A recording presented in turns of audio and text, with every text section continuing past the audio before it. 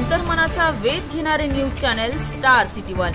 राज्यातील आणि देशातील राजकीय घडामोडी पाहण्यासाठी आणि इतरही बातम्या पाहण्यासाठी सबस्क्राइब करा स्टार सिटी वन। मला अतिशय मनापासून समाधान आहे, कारण कोस्टल रोडच्या संदर्भात 25 वर्ष केवळ चर्चा व्हायची। देशात आणि राज्यात काँग्रेसचं सरकार होतं, मुख्यमंत्री दिल्लीत जायचे आणि हात हलवत परत यायचे, कधी परवानगी मिळाली नाही। मोदी सरकार आल्यानंतर मी स्वतः प्रयत्न केले, सगळ्या परवानग्या त्याच्या मिळाल्या। त्या मिळाल्यानंतर आमच्या समोर ऑप्शन होता, त्यावेळी MMRDA देखील आणि MSRDC देखील हा पूल करायला तयार होतं, पण त्यावेळी आमच्या मित्रपक्षाच्या आग्रहास्तव, उद्धवजींच्या आग्रहास्तव मी हे काम महानगरपालिकेला करण्याकरता दिलं।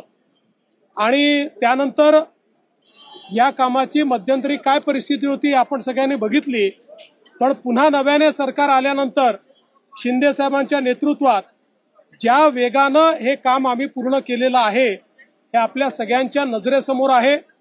त्यामुळे खऱ्या अर्थानं महायुतीच्या सरकारमध्येच सुरू केलं आणि महायुतीच्याच सरकारने हे काम पूर्ण केलेलं आहे।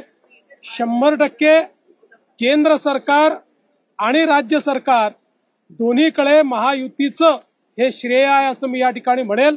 आणि सगळ्यात महत्त्वाचं की याच्यामध्ये ज्यावेळी उद्धवजींचं सरकार होतं त्यावेळी आमचे कोळी बांधव त्यांच्याकडे गेले होते की याचा स्पॅन वाढला पाहिजे, कारण आमच्या बोटी जाऊ शकत नाही। त्यांनी नकार दिला, पण आमचं सरकार आल्यानंतर पहिल्याच बैठकीत मुख्यमंत्री एकनाथराव शिंदेंनी त्याला मान्यता दिली। अनेक आमच्या अधिकाऱ्यांनी सांगितलं होतं की याच्यामुळे थोडा वेळ जास्त लागेल। आम्ही सांगितलं तो जास्तीचा वेळ वेगाने काम करून आपण कव्हर करू, पण यांचा प्रॉब्लेम ॲड्रेस केला पाहिजे आणि तो ॲड्रेस झाला आणि आज हे काम पूर्ण झालेलं आहे। दुसराही स्पॅन हा लवकरच सुरू होणार आहे आणि त्यानंतर सीमलेसली या